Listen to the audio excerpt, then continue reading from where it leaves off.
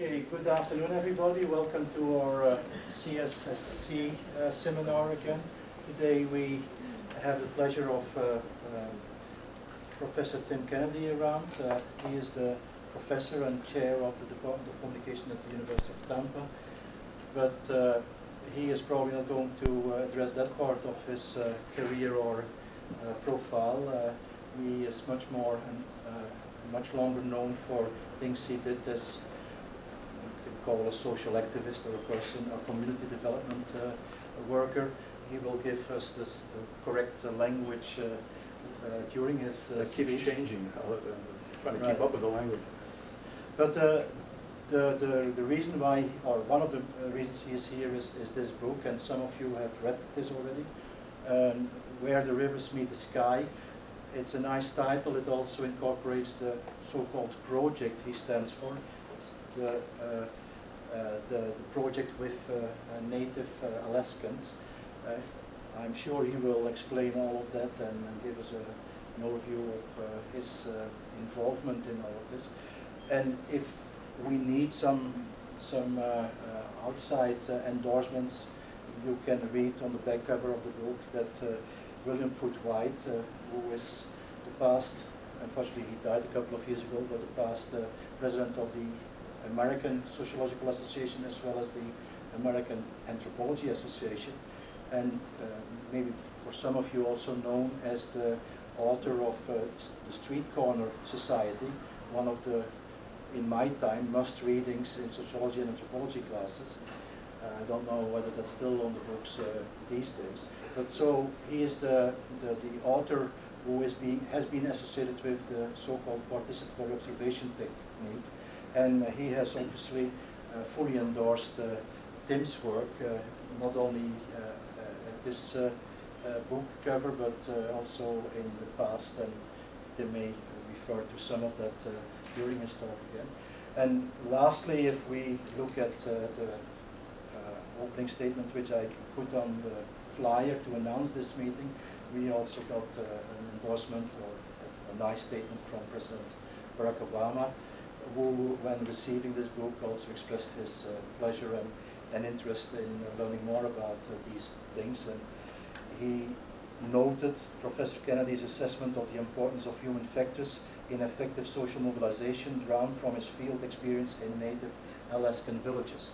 So that's where it all starts, and that's probably also the best way to hand over to Tim and invite him to take it from here. Thank you.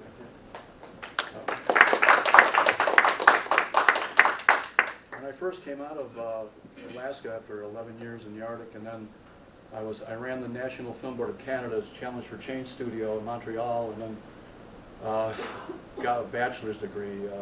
Took me 17 years to get my bachelor's. But then when it got carried away, I went to Cornell to get my PhD. And I met this, I'd heard about this William Foote White, who I'd never heard of before. And he sat in on my kind of equivalent to what I'm doing here today. And a lot of people ran up to me afterwards from the city and regional planning department, sociology, industrial labor relations and stuff, and they kept saying to me, very provocative. And then they kind of patted me on the shoulder. And I thought, yeah, I'm trying to provoke thought. I thought it was really wonderful. And then the most important person there, William Foote White, who, by the way, had polio when he was younger, so he had difficulty walking and everything. And he came up to me and said, I want to talk to you. And he went, if you're hearing that in academia, that is not a compliment. And I just felt like instantly naive. Well, what do you mean? And he went, from now on, don't change anything except for how you introduce your presentation. Don't say you're sharing an experience or telling stories about your experience. Just say you're using a case study. Don't change anything else. Just be yourself, but just use it, call it a case study or a case example, which I did after that for the number of years that I was there. But I'm getting in my old age now, I'm getting more willing to just say that I'm sharing an experience or sharing a story, which I think is the straightest line to the truth in many ways.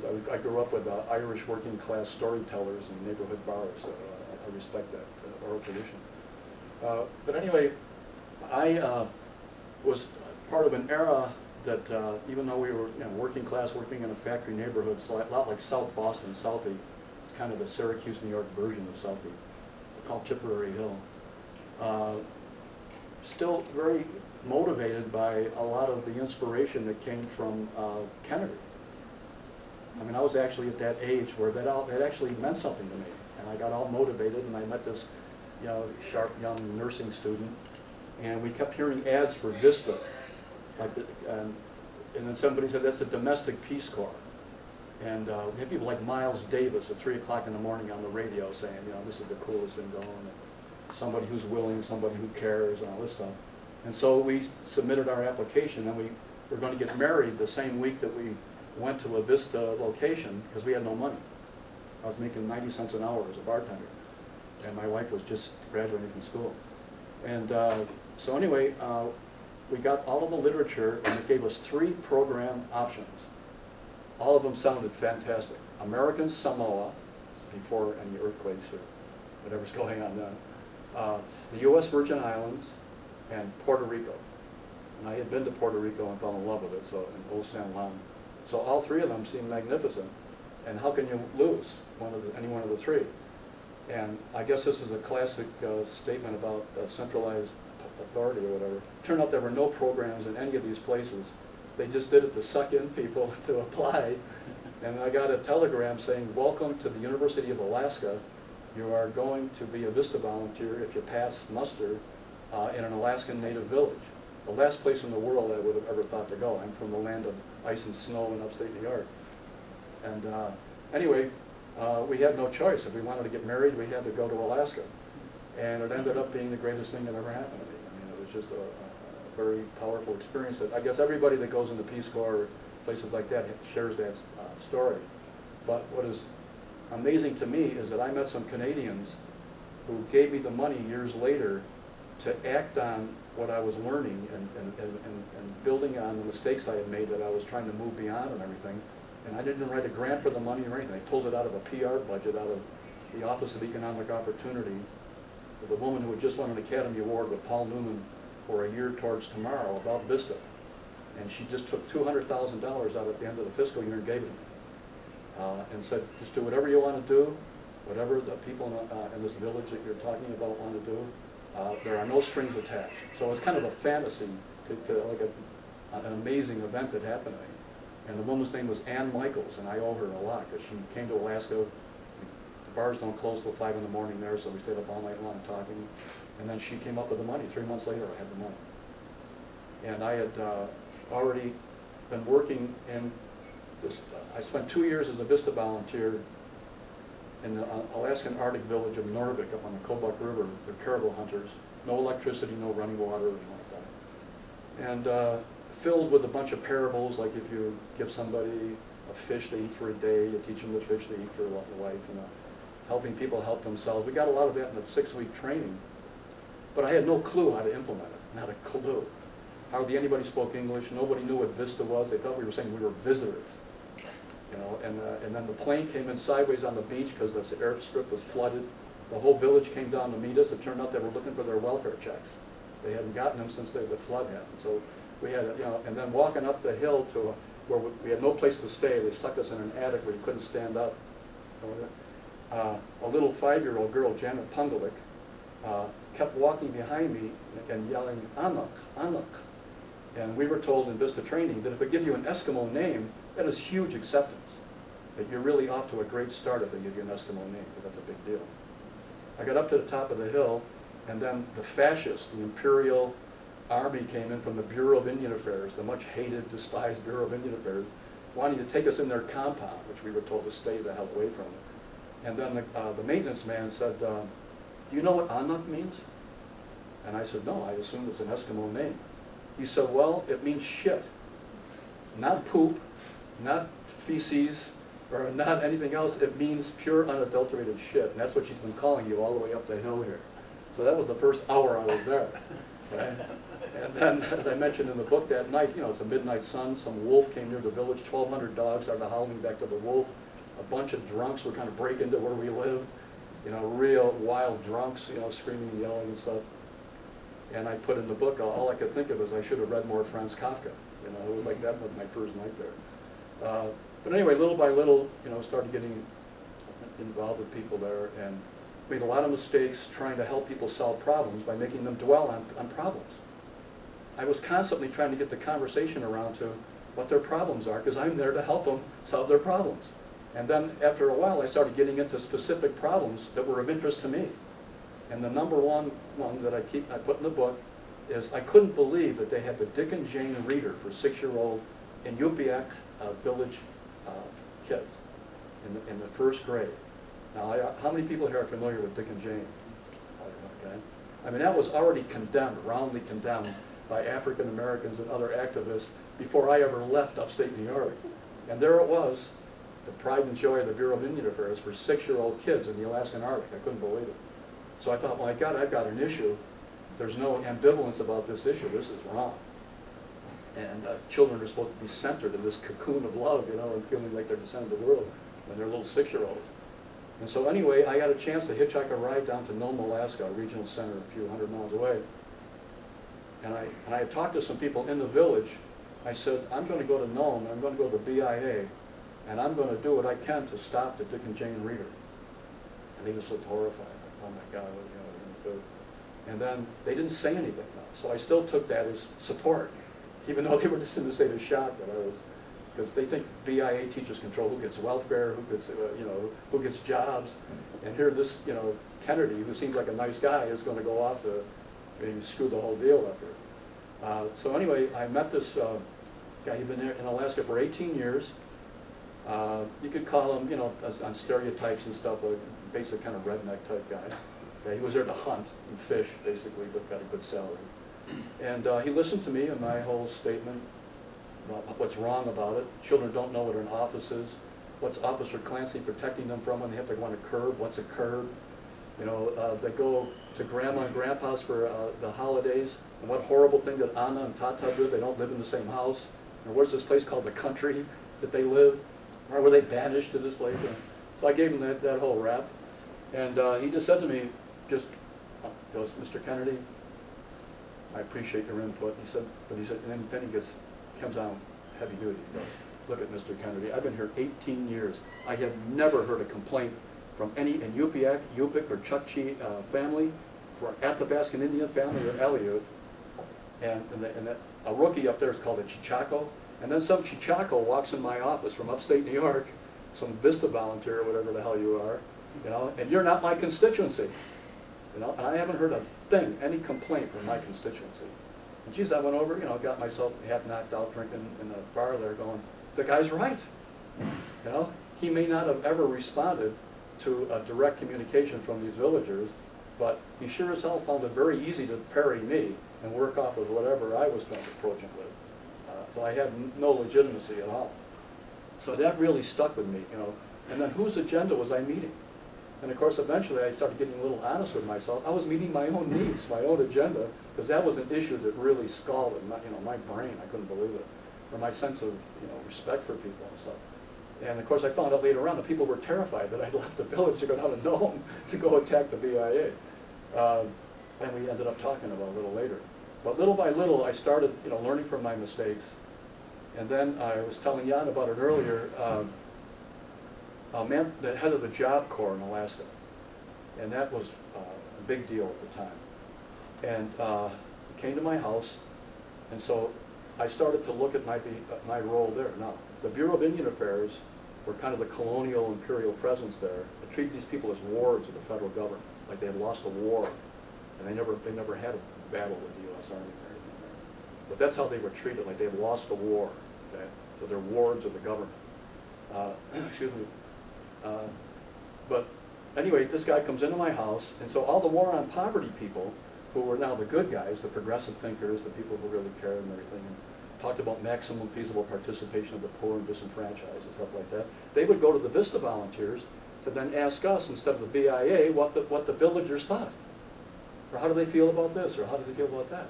And I used to be very eager to tell them that, because I was learning the language and meeting with people. My son was born with Eskimo midwives, you know, my oldest son, things like that. So I figured, you know, that was the proper thing to do. Then I started questioning that. Look, I'm just replacing the BIA. Now they're going to become dependent upon me to represent them. So what is the change? You got a white liberal Vista volunteer versus some right-wing conservative BIA teacher from rural Mississippi who wants to hunt and fish. But I'm not doing anything positive here. I'm not changing anything really. They're building a more insidious dependency on me, but it's dependency. So I started before this guy showed up, and he actually announced ahead of time and asked permission to come to the village, which was unheard of then. People would show up from Washington, D.C. unannounced. In the summer, when everybody was either at fish camp, or the women would be at fish camp, they were the fishermen up there, the women, and the men would be in canneries trying to get a summer job or working as laborers in Fairbanks or Anchorage. There was nobody in the village, okay? And 10-year-old girls were in charge of all the babies and things like this, while the mothers were out at fish camp and stuff. So nobody would show up for their meetings, so they would immediately come over and bitch to me about their apathetic, resistant to change, fatalistic, stupid, lazy, and ignorant, okay? Rather than the fact that they're not even in the village. And so anyway, I had been talking to the people that I could see clearly were the respected people in each one of the extended families. And they'd been brought there by the government in 1915, so they would do things to favor their families at the expense of the village, of the community. They weren't thinking beyond their families at all, no matter where they came from. So I was learning who the leaders were in each one of the extended families. And then a few of them were generally respected by everybody, transcended factionalism and stuff. So I said to this guy, okay, I could tell you a lot of things, but I know who the leaders are here. They've all agreed to, if you come to their house, and I don't know how much time you got, but they will take you in your house. Now, no white official had ever gone in a village house. They actually had non-fraternization policies in the different government agencies, never to enter a Native Alaskan home. I thought it was a joke. I read the field manual of the BIA that the principal teacher showed me, and it's clearly stated that they can get fired for fraternizing by going into a home, somebody's home. So anyway, I arranged it for him to go to this man's house, who I knew was very well respected, and then I introduced him and left. That was my first break from being an advocate, speaking on behalf of people, which I'll address a little bit more later on. And anyway, a couple hours later, he came back, and Jesus, he was all smiles. He was walking 3 inches off the ground. He was so excited. And I could see that he was really, he said, that's the first village home I've ever been in. I couldn't believe how I was there. And then he said, and then by the way, I made it that this guy is going to take me to the next village 30 miles upriver tomorrow morning, and he's going to let me ride on his sled, and which used to be like driven by dogs, but they started getting snowmobiles when I was there. And so I tucked him in. I put a bear rug over him or whatever and got him all tucked in. It's like 40 below zero. And he heads out with a big, huge Cheshire Cat grin on his face. And then when the local leader from Norvik came back from the other village, I ran over to ask him what he thought about what just happened. And all he said to me was, I think I made him happy. That's all he said. But it was like one of those special moments where you could see that they both really appreciated what had just happened. So that was my beginning of moving away from being an advocate, acting on behalf of people, as the well-intended person who was trying to do the right thing. And over the years, I have compared the advocate, the social advocate, to the social broker. And then I have been able to thank for this wonderful publisher, Chin Sek Yoon, from Penang, Malaysia, who has a wonderful scholarly press that published my book and published Jan's book. Let me use this term that is my 5th name for what role I've been trying to develop and approach. I started off using the term catalyst for change, catalytic agent, and then I went to my grad school, and the head of my committee said, get rid of that. I said, what do you mean? He said, in the chemical change process, the third element, the catalytic agent, remains unchanged. And you've gone through a profound change, and so you can't use that term anymore. So I couldn't use it. And then I started, the big hip term then was enabler. You're enabling people. But then, of course, the Alcoholics Anonymous uses that, and Narcotics Anonymous. So I got rid of that real quick. And then when I went to Montreal, kind of intimidated by the head of being I went from a village to being the head of 40 filmmakers at the National Film Board of Canada. I have 40 Academy Awards outside my office. People listened to my presentation and they went, animation sociale. Oh my God, they were coming up and kissing me and everything. And that works in French, but it does not work in English. You're a social animator. Immediately you're thinking of Walt Disney or whatever, or I got mouse ears or whatever. So it has never worked for me, so I had to get rid of that. And then the other big term, the in term for a while, was you're a facilitator. Facilitation became a big, huge thing.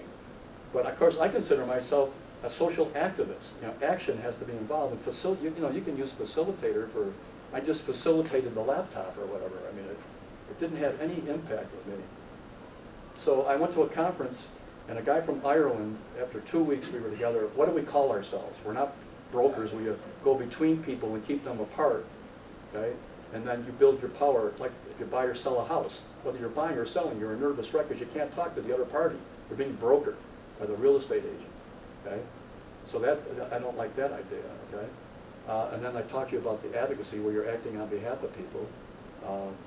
And so this guy said, well, here's what I think. When I'm in Ireland, I say to myself, I'm a mobilizer of other people's competencies.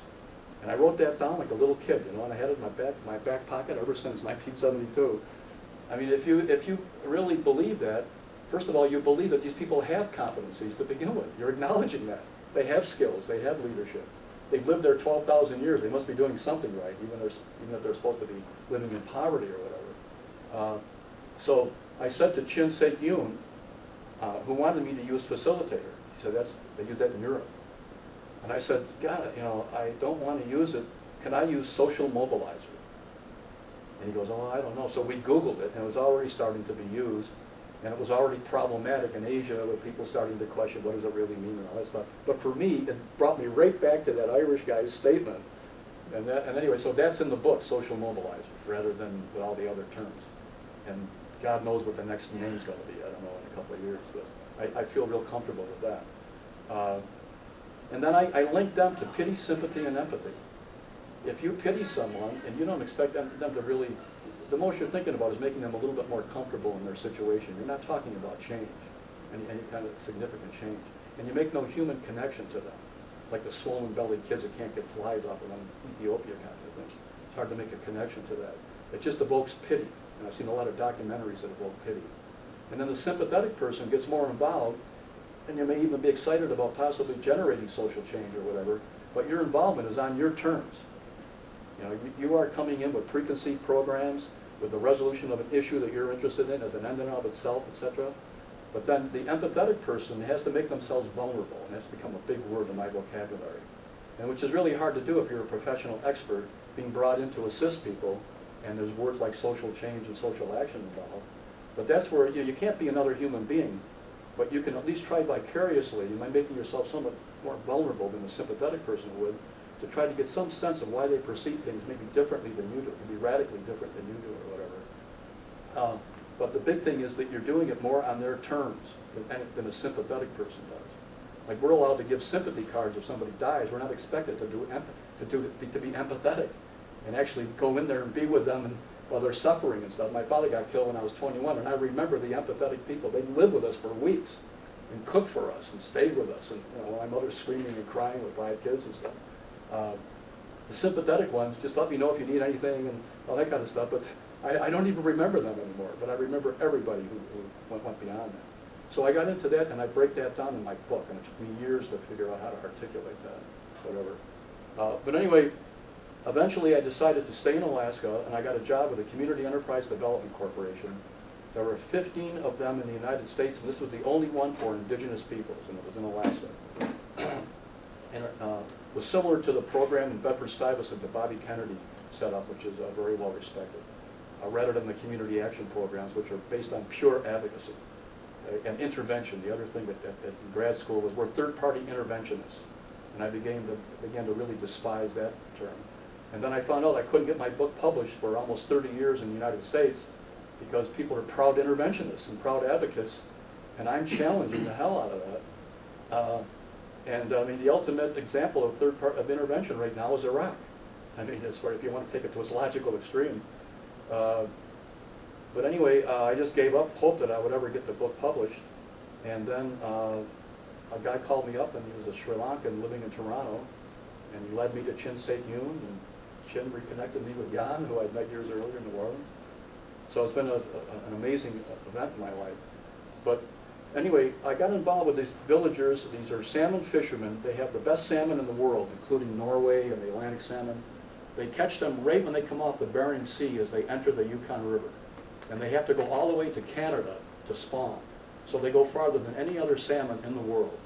So Mother Nature provides them with the most oil. They average about 40 to 50 pounds apiece. And they come in by the thousands, the tens of thousands, into the 3 mouths of the Yukon River. And, excuse me, but they heard about this agency, and then I was assigned to, I was quickly trying to figure out what co-ops were. And I went out to the village, and I could see there were 8 fishermen totally dedicated to trying to start something that the whole village could own. Because they were involved in an economic situation that I had never even heard of before. The fish buyer would come up from Seattle and would buy the fish, not by the pound, and it did not have any scales.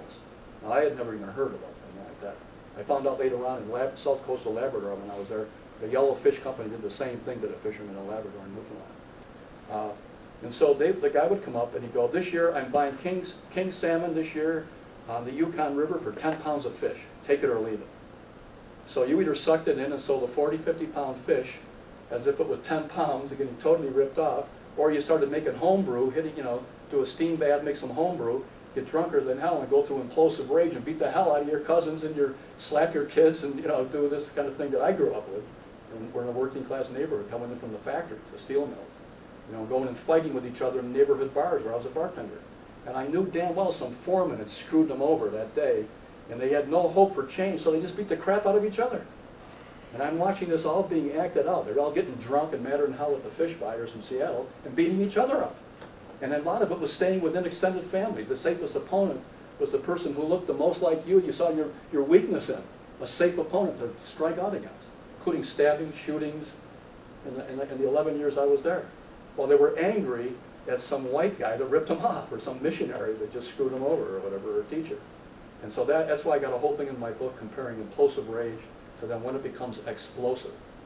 When somebody comes in like me and raises their hopes, that they can change things, etc., and then for one reason or another, if it's dramatic enough, fall flat on your face or whatever, and then you turn on the person who raised your hopes and dash them if they're still around, the well-intended progressive, change agent, and it's very self-destructive. And the person who's trying to help you feels totally betrayed when the people turn against them. Or if the person leaves, they will strike out at people that seem totally irrational, who represent some kind of authority that just raised their hopes and dashed them, etc. So I have a whole section on that, which I get a lot of response to. And people even crying when they read it, say, look at it. When I came home, my kid asked me to do homework the other night, and I slapped him. And I realized I was pissed at my boss at Cornell, but I was holding it in my gut, and I went home and hit my kid. And now I feel terrible. The guy was crying, telling me this. He was like a maintenance man. And some faculty guy had screwed him over about something. I don't know what it was. So I got very heavily involved with that.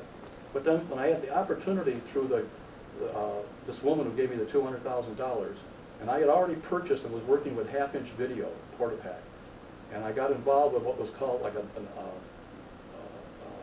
overview or a social documentary to try to shove this very rough street down the throats of federal employees. My boss kept saying they're ignoring all these people, they're below the radar and all this kind of stuff. So he wanted an expose of the street.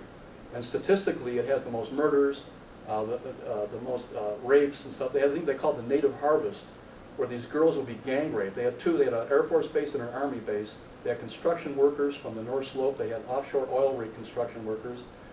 They had people from the villages going back and forth between canneries that were there. And they had heavy-duty pimps and with maybe 40, 50 prostitutes that had come up from California.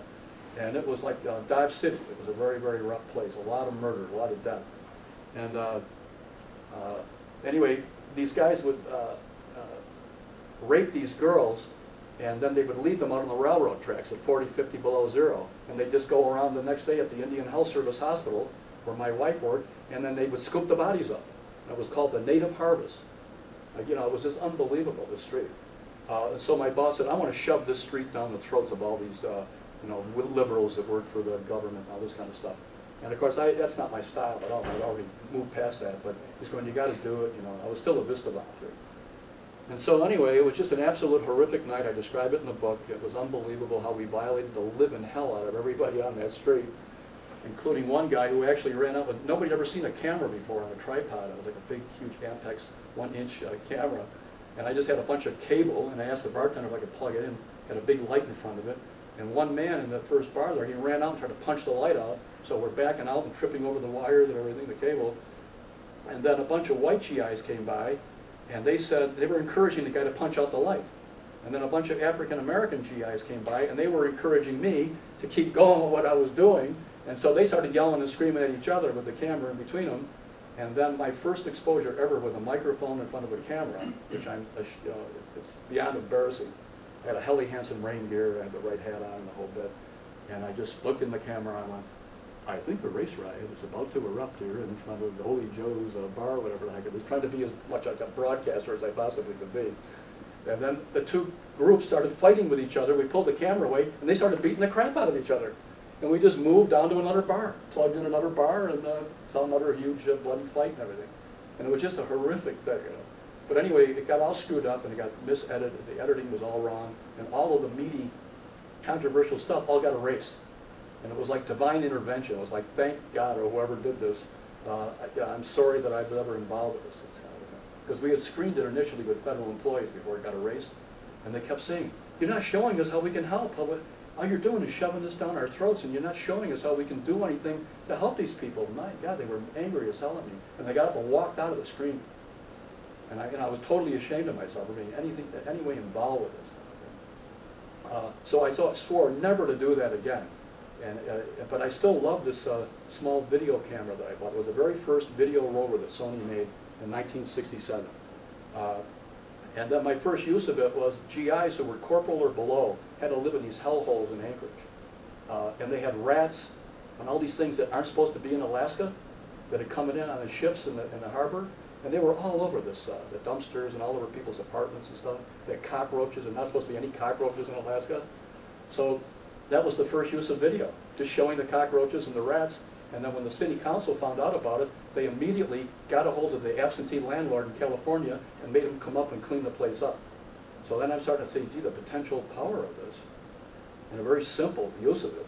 And a lot of the city council never even saw the video. Just the idea that it was there was enough for them to pay much more respect to the issue. But anyway, little by little, I got involved more with people in Amonic.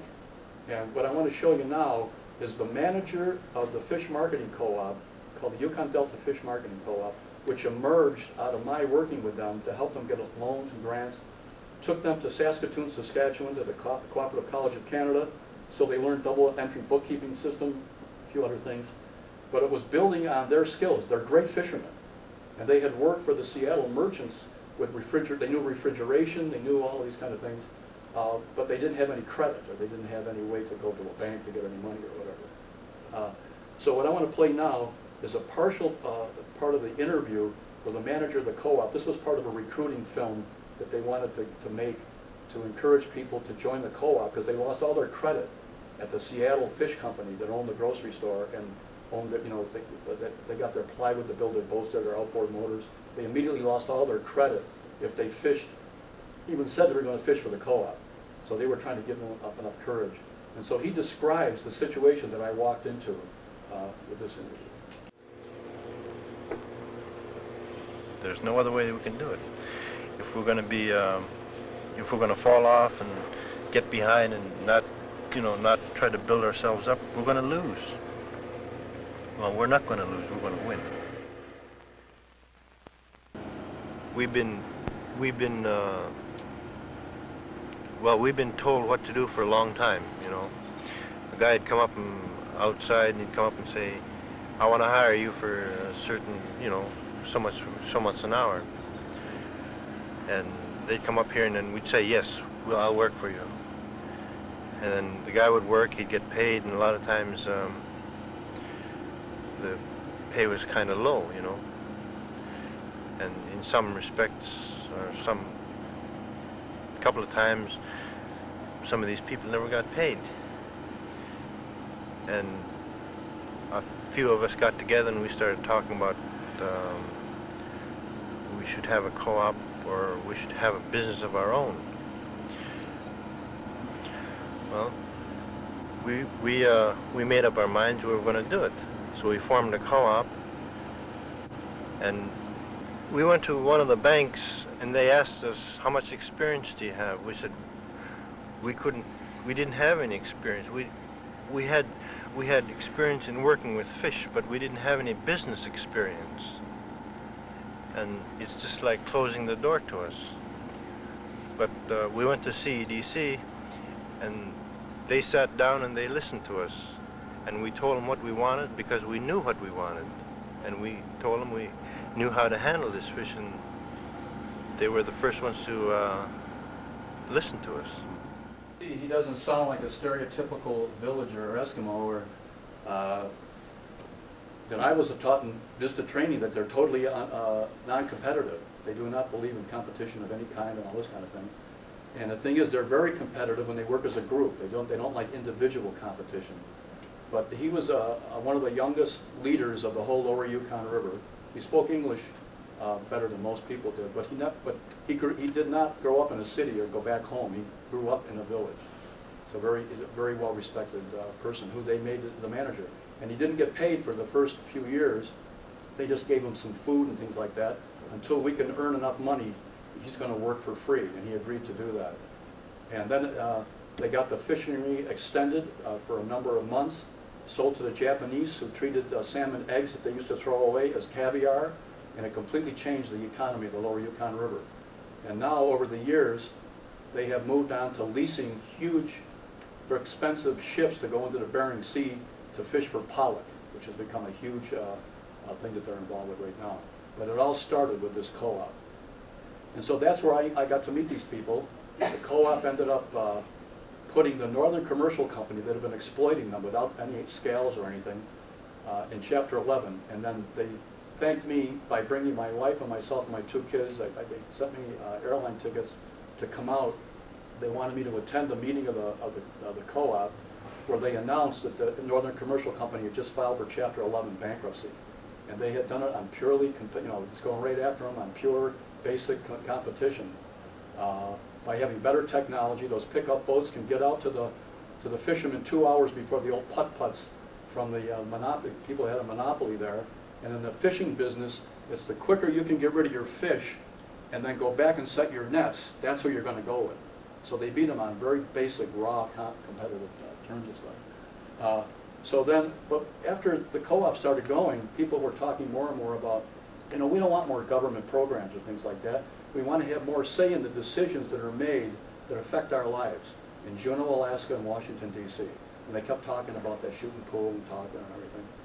And so then I met this Canadian guy named Don Snowden, who started, it was a kind of the force behind something called the Fogo Island project. Has anybody ever heard of that at all? It's real big in the literature, where the temperature of the ocean changed 1 degree Celsius around the island of Fogo Island, which is right off the coast of Newfoundland, out in the Atlantic. And so the fish moved away from the island because of the temperature of the water changing. So they only had these little dories that could only just go just a certain distance away from the land, and it was just too treacherous to go any farther. So the government's response was to take them away from the island of the 5 villages, bring them to the mainland, and put them on welfare. They called it the dole. And they would be taken all the way, all the way to Labrador maybe even. And so they tried like hell to stop, to stay in their villages. And then Don Snowden went out there. He was the head of the Extension Service at Memorial University in St. John's. And then he got Colin Lowe from the National Film Board of Canada, who had just done Labyrinth at Montreal Expo in 1967, which was 19 screens shot with 5 Aeroflexes on all 5 continents. It's an amazing achievement. And he went from that to Fogo to do this very, very simple use of film. And anyway, it was very, very effective. They formed a co-op, and then they decided to build long liners that they found out they could still build. There was an 80-year-old guy that still knew how to draw what a long liner was, and they started a co-op to build them, building 4 a year over the years so they could go out into the deep ocean to fish with their own technology, their own intermediate appropriate technology. It's a classic example of that. So anyway, Don heard about me, and he came as a consultant to the Community Enterprise Development Corporation, because he set up the co-ops of the Eskimo carvings, the soapstone carvings in Cape Dorset, things like that. And anyway, he got talking to me, and I was telling him about harmonic and everything, and then he said, well, look, I think I can get you the money if you want to do something. I see you're already working with video. But I will, if you're willing to work with film as well, I will get the money for you. No strings attached. If people in Mnemonic are interested, because I'd already brought in video with them, and they were having a lot of fun with the video. And so I told them about the offer. And I said, take your time, you know, get together with everybody and see if you want to participate in this. And then a number of weeks later, I got a shortwave radio message saying that they wanted to give it a shot, wanted to try it, do something like that. And so I just went in there, totally open-ended. The video was originally used as a tool, but I didn't start off with video. I just didn't go up to a village and say, okay, start talking about your problems or whatever. I'd already spent 2 years in the Arctic making my mistakes and learning from them, and I had spent almost 2 years with them with a co-op that was changing the whole economy of the lower Yukon River. And so I paid my dues. I built my trust. And again, that's important to get that out. But anyway, I introduced the video as a toy, basically, having fun. Like they had a Head Start teacher. There was no electricity or running water or anything like that, but little generators were around. And she'd take the kids out to go on a rabbit, go out checking their rabbit snares or doing different things like that. And they had cute little songs that the kids sang and things like that. And then, you know, they were just shooting it with video and come back at night. And then the grandparents who never go to the community hall, they have what they call the Kazakit, which you'll see in a few minutes here, where they do the fire bath every night for the men, and then the women join them and they do Eskimo drum dancing until about midnight, 1 o'clock in the morning, every day of the week. And they would never go to a village council meeting or go to the community hall, except when they heard that their grandchildren were going to be on video. Okay? So they all wanted to see their grandkids, and people got talking about, gee, we look really good, and they had a lot of fun with it. And then little by little, people started seeing the serious potential of this to deal with some issues. And so it became sort of the beginnings of what now is called the Sky River process that I came up with, working with them on it. Because I started noticing that if somebody said something that maybe be a little serious or deal with an issue, like we need to do such and such, we've been talking about doing it for years, but we have 2 feet of mud in every spring here when the water comes in and everything. We need to build a utilidor or something like that. And then, and then the people were reacting to it very strongly, and then I could see that they would never do that face to face. But that freed them up. It sort of objectified the information coming through the video screen. And then that was one of the first things they did. They built a utilidor, something they've been talking about for years. And then the next thing was building these big garbage pits, because they have everything in their tradition, 12,000 years, was biodegradable. All of a sudden you introduced a tin can and 55-gallon oil drums, they're all over the damn place. People come in and look at them like they're totally out of it. They don't know what the hell to do with the rusted out cans and stuff. Well, that just came in after World War II. And a lot of it not even until the 1960s. So they're still trying to figure out what to do with something that doesn't go back to Mother Earth or the tundra. And so that was one of the second or third things they got involved with. And figuring out a system for picking up the garbage and taking it out. And they got these plastic garbage bags and stuff like that. But little by little, it got more and more serious. They started getting into some really interesting discussions. And then if somebody couldn't make the village meetings, because I had a 3-hour battery pack, and they also are whalers. They hunt the whale, and they go on the Bering Sea at these fish camps and stuff. So the video porta-pack could be taken out to the fish camp, and this is what happened at the meeting today that was videotaped or whatever, and people would have their say, even if they couldn't come in the village because they were out hunting or fishing or whatever. And so little by little, you started building some kind of consensus around issues that they could agree on. And if they couldn't agree on an issue, it was shelved. Okay? It wasn't trying to get them to have any confrontation over issue they disagree with. And then the other thing I asked them to do that was very important is they had to pick somebody from the village who would work alongside me and eventually replace me, and that all of the factions in the village had to agree on somebody. And that was a big test for me, because if they couldn't even agree at that level, we can't go any further. No hard feelings, boom, okay? But they picked this guy, Raymond Waska. He was in his 20s. He wasn't somebody who had an urban background or anything. He was a real village person. And he was from the Yukon River people, one of the factions. But all the other factions agreed that he would be the right person. And so he led the discussions when they would come together. And then the films I tried to get past the mistakes I made earlier, where you're trying to help people solve human problems by making them dwell on problems. Or even the problem that you're interested in, like my Dick and Jane story or whatever. And so I wanted to set it up so that it was negative, positive, cultural, or special events.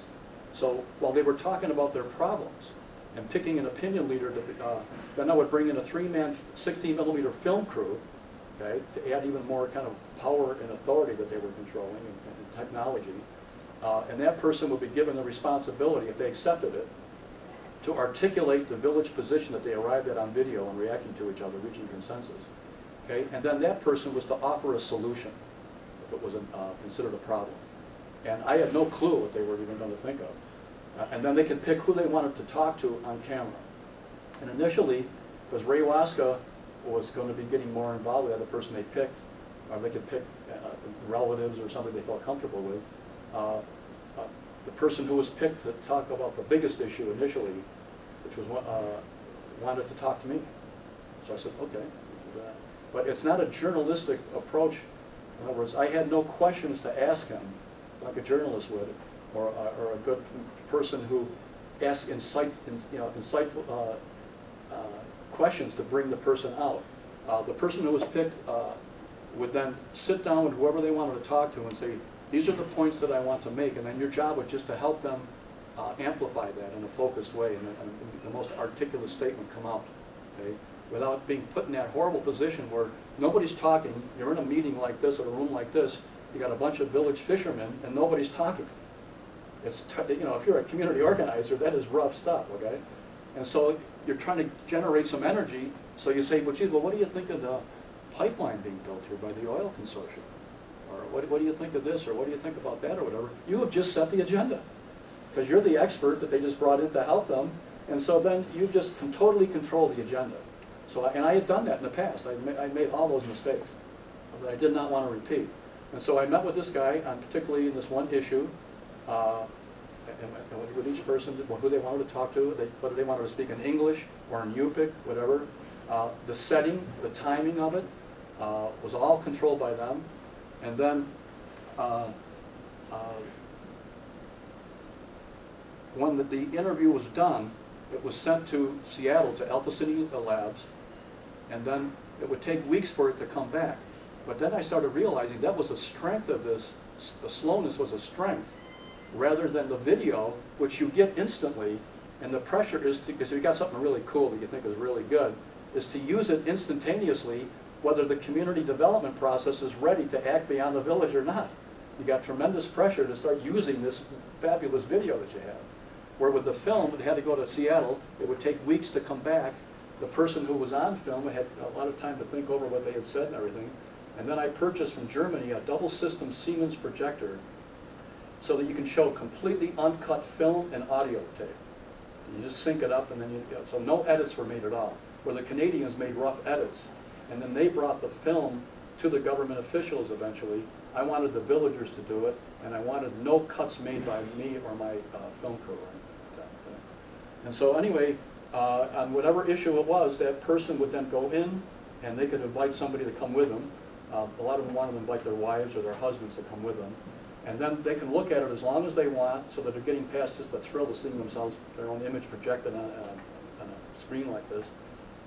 And then some people totally rejected their film.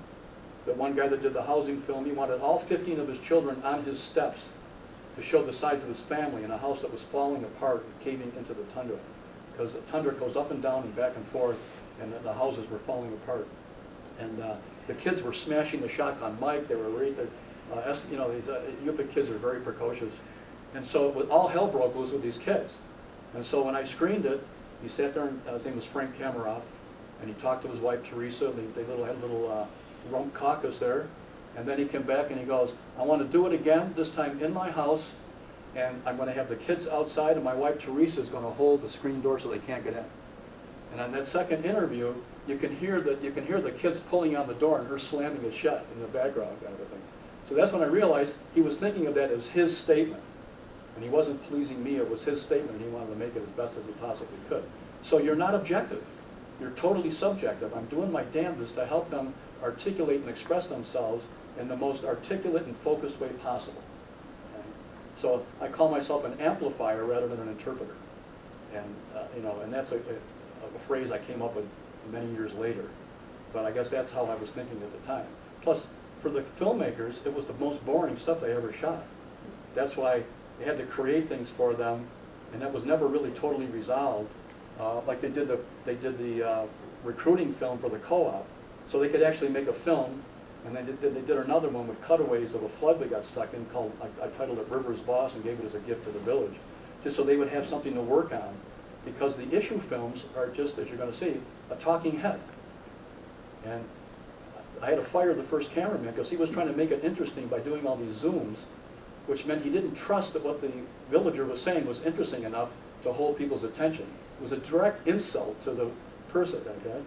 And so I had to fire him for a lot of reasons. Like Eskimo drunks would be there, and they're really wild drunks. He would try to sneak around with a cutaway camera for his own footage so he could sell it in Europe. You know, this kind of thing. So I had to fire him. And so most of my problems were with the professional filmmakers, okay? So to me, the challenge is, how do you teach people who know how to organize people, who are social activists, how to use these tools to enhance a community development process rather than trying to turn filmmakers into community organizers? They have absolutely no training whatsoever to give up that kind of power and to build those kind of collaborative relationships. Because the only participation they need is for what it takes to make a film, and then they go edit someplace else, and they may never even come back and show it to the people that they shot. Where the main audience for all the Sky River films were the villagers in Amonuk themselves. Later on, it came to we're going to take it to other villages or take it to government officials.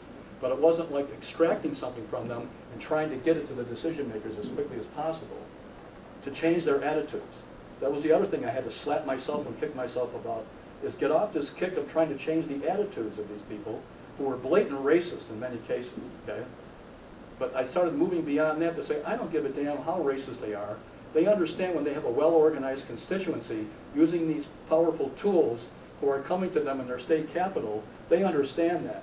And that is what all I'm thinking about, rather than they're going to turn into, you know, some kind of a liberal progressive thinkers towards, you know, Inupiat people or whatever. And then when the films were then taken to other villages to build larger consensus or whatever, that happened in some cases, but when they were taken to the state capital eventually, I went initially with Ray Waska, who was entrusted to go, and I was, you know, nervous wreck, trying to think, oh my God, you know, am I too naive here? I said, am I too idealistic or whatever? Because this was a, you know, a real village guy going there. And anyway, we went to the Alaska State Housing Authority before it went to any other agency. And the guy who ran it was trying to build an Amherst of the North, what he called Alaska Methodist University. And it was a total disaster. He had Edward Durrell Stone, who designed the campus at SUNY Albany, with white marble in the middle of where it's 40 degrees below zero, and you got white marble. It's colder than now. Totally inappropriate. But anyway, he got moved out of being the chancellor of that university and became the head of the Alaska State Housing Authority. And he was from New England. And so here's this village person coming in, and he's got a film about housing that was a consensus had been reached in multiple villages, and showing it to Native organizations that supported it. Okay? And he goes in the office, and the first thing he said to the head of the agency was, "Do you have an ashtray?" And it was like it broke the spell. It was just the most beautiful thing. And then I realized this thing is for real, because he wanted to smoke a cigarette, and he needed an ashtray. And so here's the head of the housing authority running around trying to find this Eskimo guy an ashtray. And then I figured, I think Raymond's going to be okay in Juneau, Alaska. So I just left. And then it ended up him sending him, he called a special meeting of the board of directors of the Alaska State Housing Authority. And then Raymond brought the film to Anchorage to the board meeting.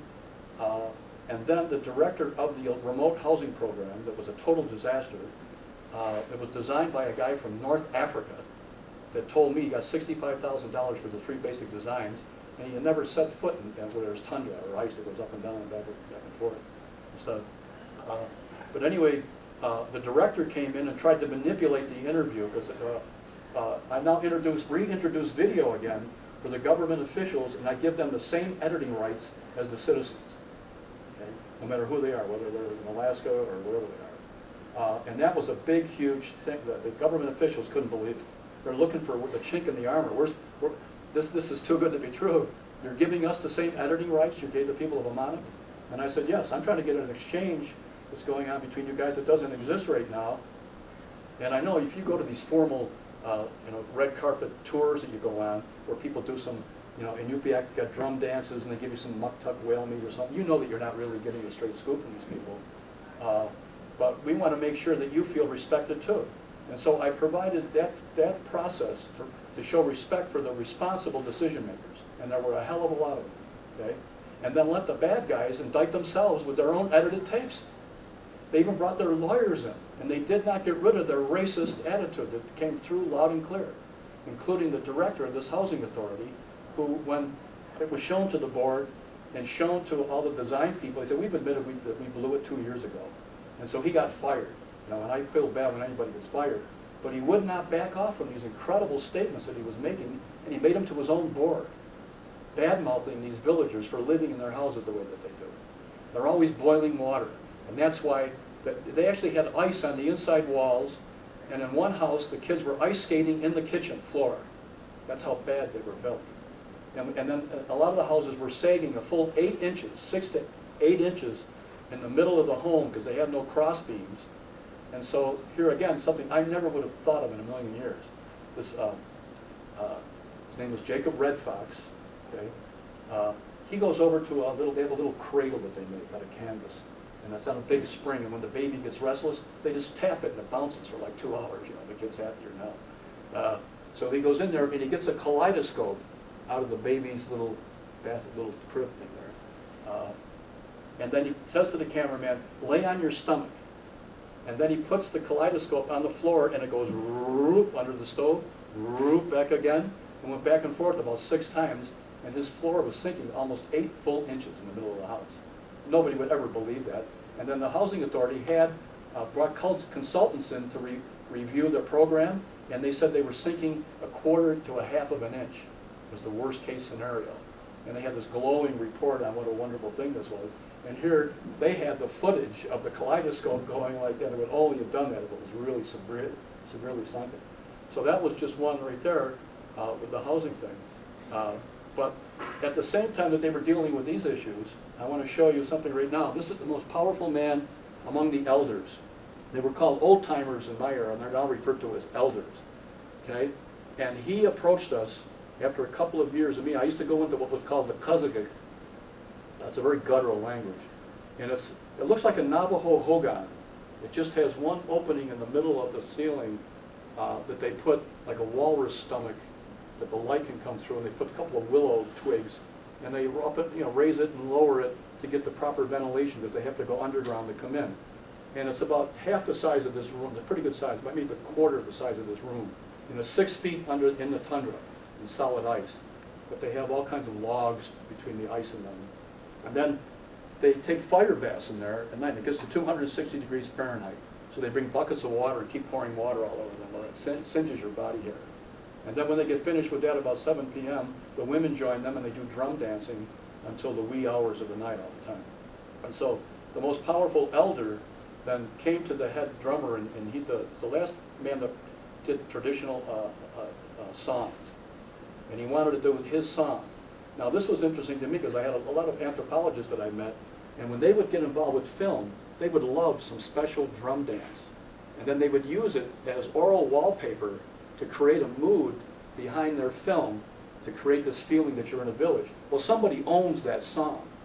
And even cultural anthropologists that were very well known, like Wendell Oswald from UCLA, they had no clue that when they were just grabbing something out that was kind of had a cool feeling of the Yubiak culture, that was somebody's song. And so this man wanted his song to be remembered. He had a very bad heart. He was almost 80 years old then. He hadn't danced in 10 years. But he said, I want to be remembered on film. And so it was a very dramatic setting, and there was no electricity or anything. And then, because they take fire baths, all of the wood inside, which you'll see, is charcoal. So there's no reflectance for the light. It was harder than heck to light. We ended up using space blankets and Mickey Mouse lights and whatever we could get. It took us a whole week to light the thing. And then we put 5 microphones along where the drums are. You'll see the Eskimos are the only people that only had a drum instrument. They had nothing like a flute or anything like that. And so I'll show you that right now. And he is on the left. And his friend, he invited his best friend Ben Tucker to join him. His name was Evan Hamilton Sr. That's his English name. And then their female relatives come, and then the men sit or kneel, and the women stand, which is very unique in Northern culture. And then the men, you have to have a certain kind of a mitten, and the men wear a plain one, the women wear one with snowy owls, like a white fox, and ptarmigan. They're quite beautiful to dance that thing. And this is his personal song, which I thought meant was riding by waves, coming back from the Bering Sea into the Yukon River to home in his kayak. But then I was corrected by a woman, and that's the title of my first chapter. She said, no, a more accurate translation is into the river. And of course my program was called Sky River, and my book is Where the Rivers Meet the Sky. So it became a perfect title for my first chapter. But this is Evan Hamilton Sr. Directing this whole thing. The drummer, the head drummer, was directing all of his aspect of it.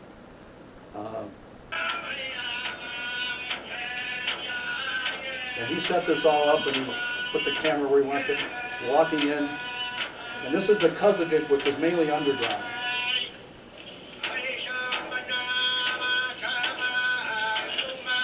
And these are one of the very few people in Alaska that did not get rid of their dances when the missionaries condemned them. They did not understand what they were, but they condemned all drum dances in the late 1800s.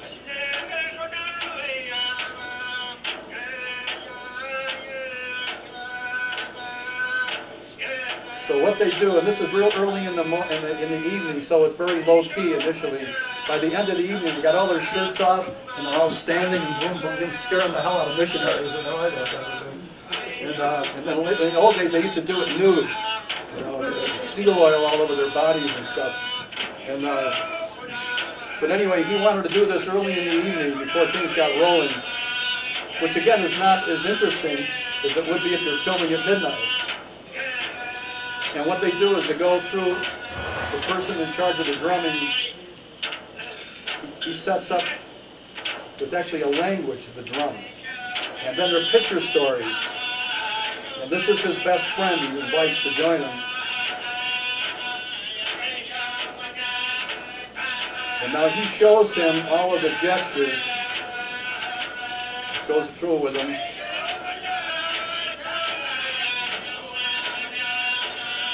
And so it's very repetitive. They go through each sequence, and then each time they go through the same motions, but they get more animated. And the potlatches, they can go for hours to go through. And so now he has now joined him. And then he only allowed the camera to be in a certain place, and he pretty much choreographed the whole thing.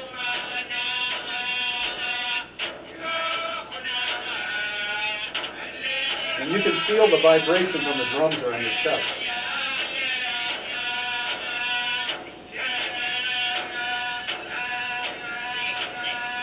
So they're just getting all the motions down. See if they all got what they're following in. And they'll keep repeating it.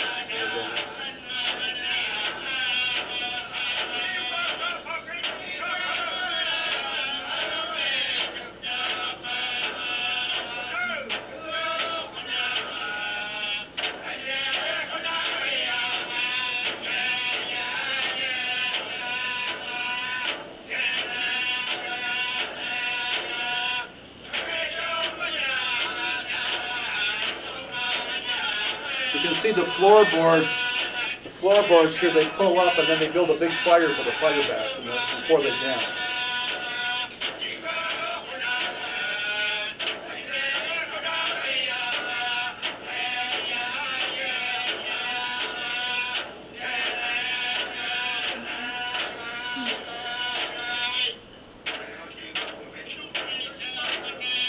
Now the other thing is this was used to train Native Canadian film crews. There's not one edit in this entire dance sequence. And I just kept telling the cameraman, just go with the flow, don't worry about focus, just gently go in and out of focus and stuff.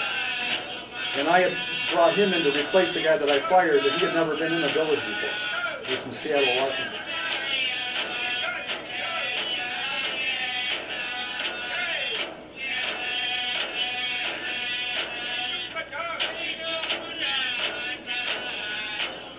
there any way to do fast forward to this? I'm not sure. No, not really. Anyway, I'll just show you part of this, but it keeps building and building and building. So at the end, they're just really going at it. They're going really at it. And you'll see that in the drums, they're using viscreen plastic when they do their weekly drumming at this regular event. But for potlatches, they have the walrus stomach that has a much more booming sound. And then I noticed they all had these logos on them. And it turns out the Lower Yukon people have a family crest, like a coat of arms. And nobody knew about. The anthropologists at the university had never heard that, never heard that.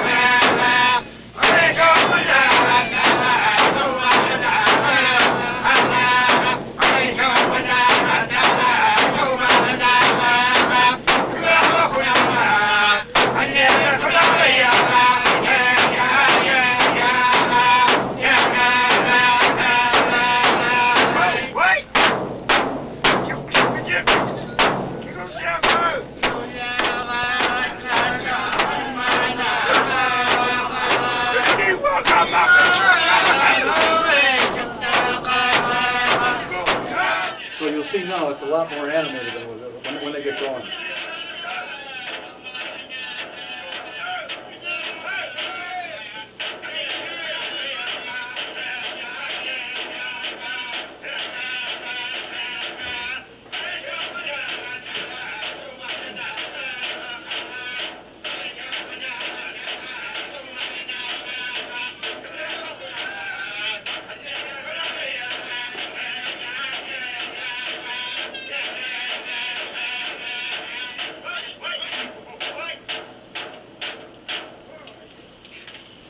So there again, that's not the spectacular kind of dances that they're getting into where they're sweating like crazy, 4 hours later.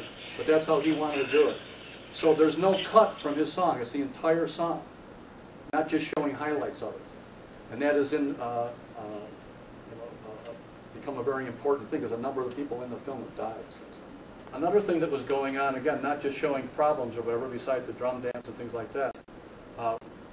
A number of young people went to another important elder who didn't live in the village. He refused to live in the village. He lived all by himself out on the Yukon River, by a big eddy in the Yukon River, called Sunshine Bay.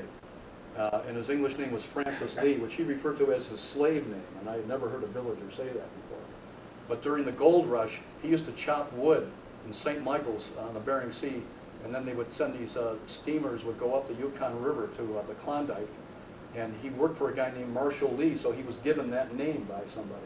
So he referred to it as his slave name. I thought that was very interesting. But he's an incredibly elegant man. He was approached by the young people there. Francis, would you please tell us your stories? You're the great storyteller kind of thing. And then he went to all the elders and said, I would like to do this for the young people. And he wanted to make sure all the elders agree with it, all the ones that were in the drumming and everything, and the people dancing. But they agreed to it. He went to the men and women, remember elders. And so he ended up with 3 films. And the one I'm going to show you a little bit, it's in Yupik, I translated it a little bit. It was a very powerful taboo subject, the Anathkuk, or the shaman or medicine men. They were now Catholic, they had Jesuit missionaries. And the Jesuits and the Episcopalians and the Methodists and Presbyterians didn't try to crush the dancing as much as the fundamentalists did. But they tried to strip them of all their meaning, because they didn't really, for some reason, they still didn't know what the actual meaning was. But the thing that came up with the conversation was that Francis Lee was the last person to be healed by an Anat cook. And he had this great, powerful story that everybody wanted to hear. And this is, and he made 2 other films too. One was called The History of the Lower Yukon from My First Memory. Bodies floating down the Yukon River, dying of smallpox when he was 6 years old. They had hundreds of bodies floating down the river to the Bering Sea. He starts the film with that. And then the other one was White Men and Missionaries, and how that they had decided that these white people, who were actually Russians, coming in off of the Russian ships in the Bering Sea, and they attacked them in their kayaks, even though the Anat cook said to be kind to them, even though they looked different. But instead of thinking that they had lighter pigment, they thought they were Anukatuks, ghosts, that the sun was shining through their shells, that they were actually transparent shells. So they attacked them, and then he discusses, he describes in great detail how one guy harpooned and killed a sailor, a Russian sailor. They all have Russian surnames, most of them have Russian surnames, like Kazemennikov, Kamarov, the Russian sailor. But they were actually killed. The first Russians were killed by these people. So that's not at all what fits the image of the history of these people at all. And so, and then how they decided that these Russians were human beings like them. And it's a great story with this. You'll see how elegant he is telling the story. He jumps up and starts acting it out. They seem to have a language. They walked on 2 feet and they did all this kind of stuff. But then they wanted to see what their solid waste looked like.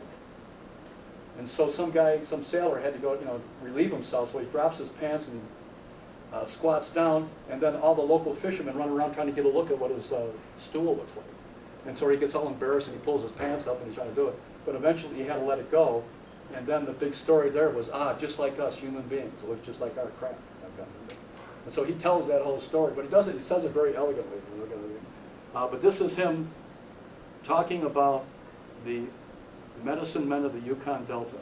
And they were raised by the Anat cook, and the girls were raised by women. He said they could do things like they could predict the future.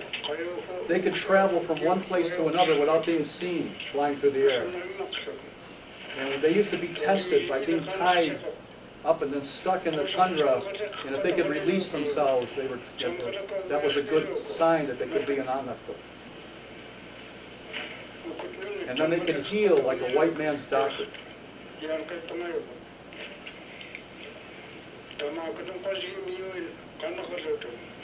He said, many times when I was very young, I'd go into the Kazakh and I would watch them do their healing.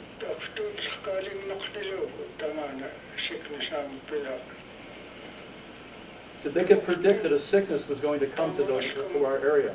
And then within a week, a number of people died. I remember that very well. And he said a sickness was going to come to the dogs. And I saw the dogs with foam in their mouths that they died of rabies. And I saw that, I believe it. I know people will laugh at me, but I believe it.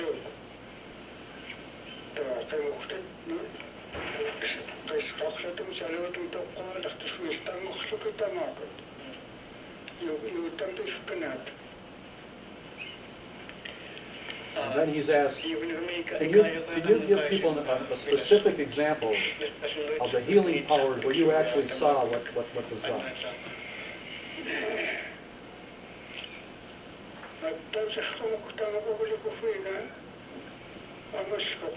When I was about 6 years old, a man brought his wife into the Kazakh, and she was in great pain. She had a big growth. He said she had a big growth in her belly. And he asked the Anat cook to heal her. Did he help her?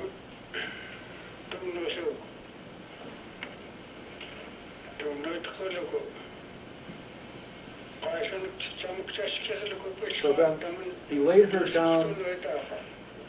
He had her sit down, and then he had her lay down on her back. And then he took his gut rain parka off. They always wore the intestines of a walrus for their rain parka. Then he moved her clothes off. Like he laid her out, and then he took her clothes off where her belly was exposed. She was laying flat. And then he put the gut rain parka over her. He took it off and put it over her. And they always did that. And then he said, I saw no tools. Nothing was in his hand. And then he took his left arm and he waved it over the gut rain parka, and then he stuck his right hand below the rain parka over her stomach. A big gesture. And then all of a sudden, he seemed to wiggle his right hand, and then he sort of twisted it, and then he withdrew it from her body, and then he took a big sweep of his left hand at the same time. And then in his hand was what looked like a large liver, and it quivered like jello. And it was old clotted blood. It wasn't fresh, red, dripping blood. And then he held it up for everybody to see, and then he put it to his mouth, and then he ate the entire throat that he had taken out of her stomach. He ate the whole thing. And then when he got through, he licked the residue. Yeah, he licked all the blood and everything off of his fingers and cleaned his hand. And they always did that. They always ate what they took out of the body. And I saw that. That's something that I saw.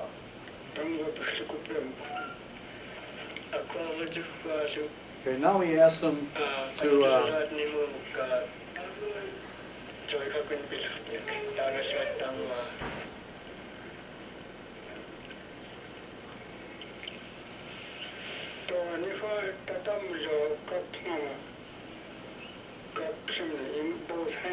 no, he does this a little bit in English. He had a little niece near him, and he had a piece of stove wood, and he wanted to make a little doll for her to play with. So I had a big knife, and I went to split the niece. He wants a wooden knife. She was crying. So I took a piece of stove wood. I wanted to make one for her. I put the end of it here. Stove wood is about that long. And the knife here. I pull it, but it wouldn't crack. This hurt. I put it down where there's no bone in there.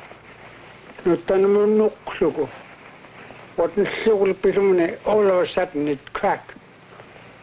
Stuck the knife right there, in here. The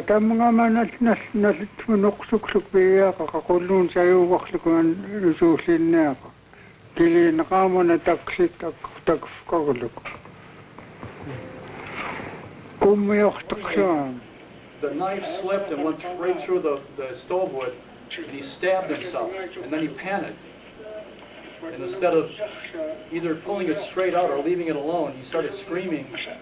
And then he said, I opened up about a 6-inch rip in my gut, and my intestines, everything started coming out. So I thought to lean forward and push him in. And I had 2 ants nearby. And he had 2 ants nearby. They heard me screaming.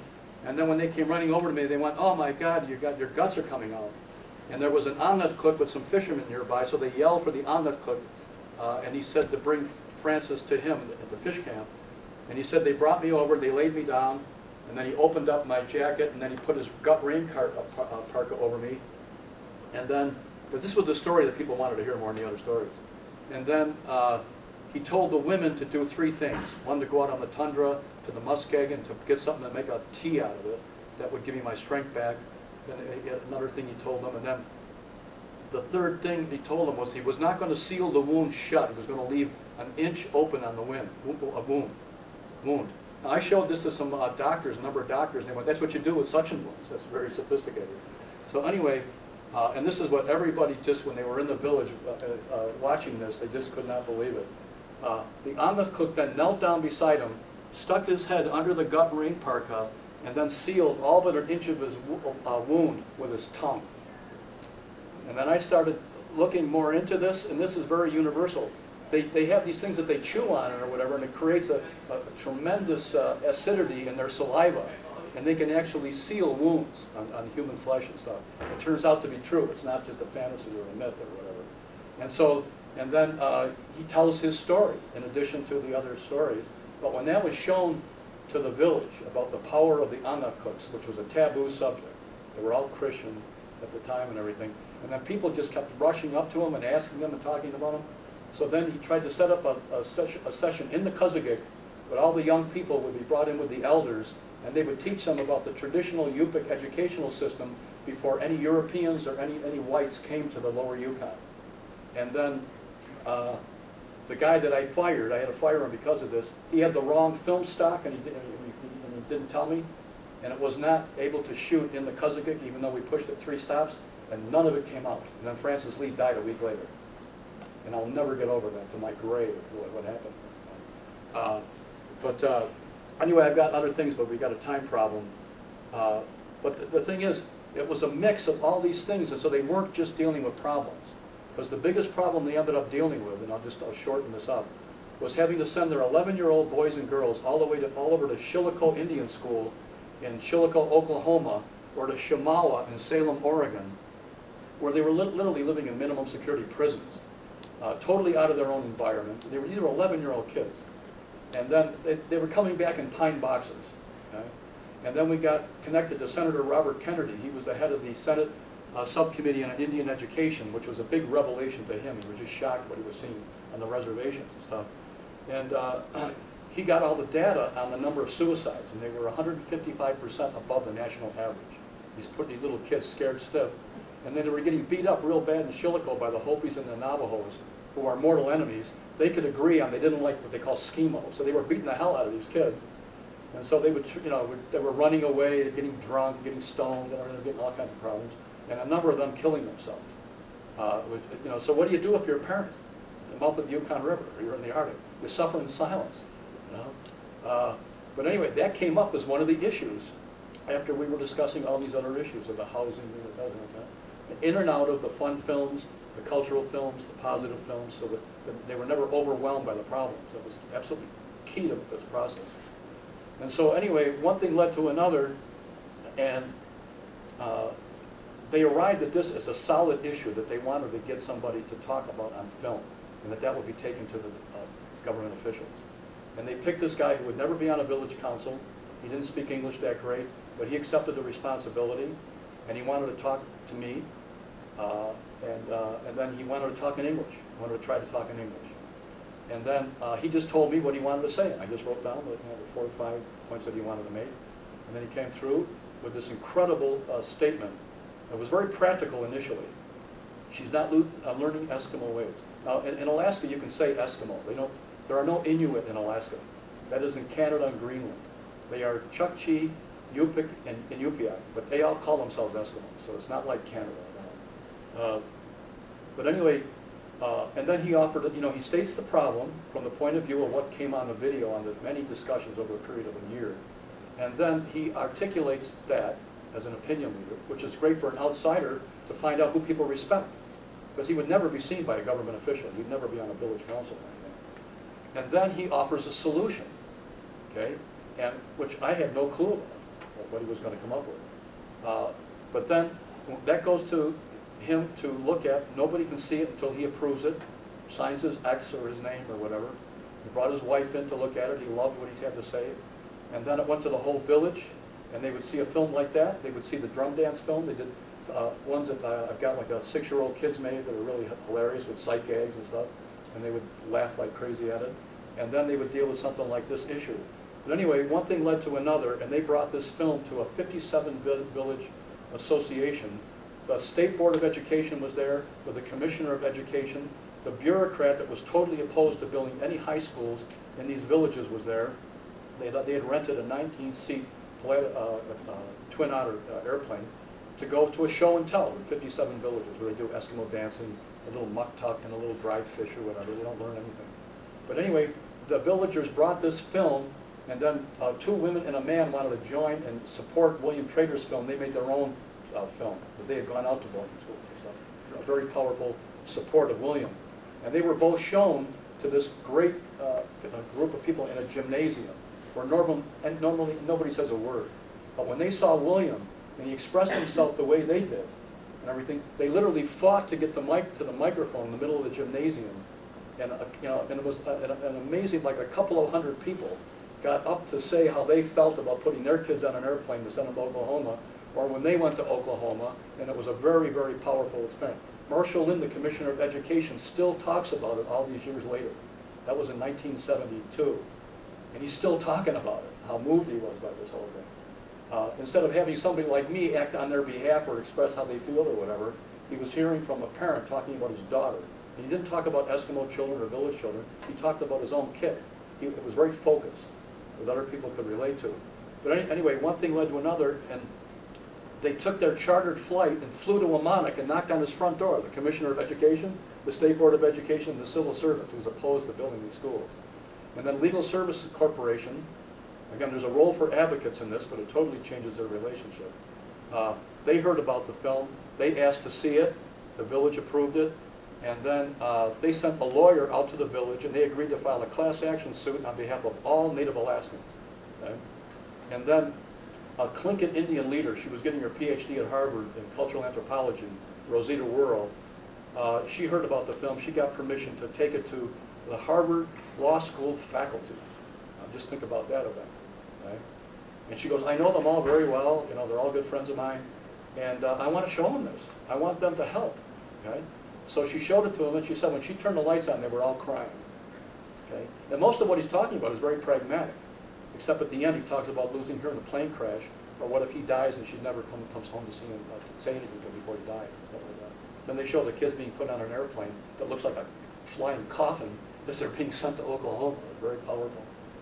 Everybody that's on film has control over the cutaways, and he wanted to show the parents' faces while they were putting their kids on an airplane, because they're giving them up for life. They're never going to come back home to live. Everything gets discredited in village life. But anyway, one thing led to another, and Legal Services Corporation got together with 2 Reginald Fellows that were sent from Harvard Law School to live in Alaska to work with the legal service lawyers on behalf of a class action suit. And it ended up with the governor settling out of court. It went all the way to the Supreme Court, and $149 million. Well, it was to build 200 high schools. And it just changed rural Alaska forever. And so these kids now are not sent to Oklahoma, unless they actually want to go someplace or something like that. But sorry, I got a little emotional there, but I haven't talked about this in a while. But even the oil executives that were there from from Brown and Root and everything, they couldn't believe it, and they were, their wives were hearing about it, seeing it, stuff like that, and they were calling up the husbands going, they're sending these kids to Oklahoma, my God. And then the Reginald Fellows from Harvard, what they found out was that every community in Alaska that were small, like the native villages, if they had 50% or more Caucasian, they had a high school. But for some reason, that was not too expensive to provide the white kids with a high school. So that was really a big scandal. That was a big shock that came out of the lawyers' research. But anyway, it ended up with over 200 high schools being built. And then the next issue was, we don't want advisory school boards anymore. We want really policy-making school boards. And then I went back to Alaska years later. They brought me up for a whole year from Cornell, and I left my family in Ithaca to set up a field-based degree program where they could get a bachelor's degree and teaching credentials being videotaped in the classroom, whatever, through the University of Alaska, and that they could replace the transient white teachers as much as possible. And that's a fledgling program that keeps building. It started with the Teacher Corps, and then it became a hard money project up there. And that the first graduate was a woman that started as a Head Start teacher. She spent all these years working towards this. They go on campus in the summer for math and science, but everything else is done in their villages or by teleconferencing. And we hired all these Harvard School of Ed people, gave them Eddie Bauer parkas and flight pants, and they had different regions, and they lived with their students and went around and tutored them in their villages, and then did teleconferencing and written correspondence. And it was very, very effective. And I went up to the Arctic to set that up in the Northwest Arctic.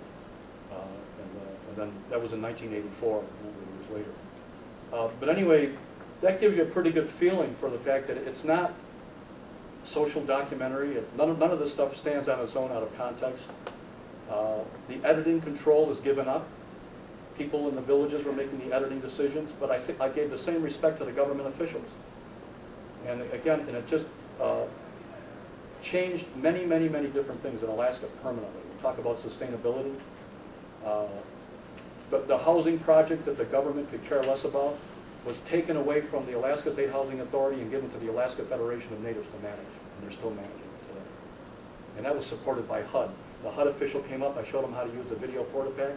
He went up to the villages at 50 below zero and shot the houses falling apart. And he went back and supported the Yamanic film. And so, you know, again, I haven't talked about this in a long time, so it's got, with the book and everything, there's so many different levels to this. It's hard for me to be as focused as I want to be, but I hope that it gave you some feeling anyway that this is a radically different use of video on film than the traditional documentary approach. Because the main audience for the film were the people themselves in that village. Thanks.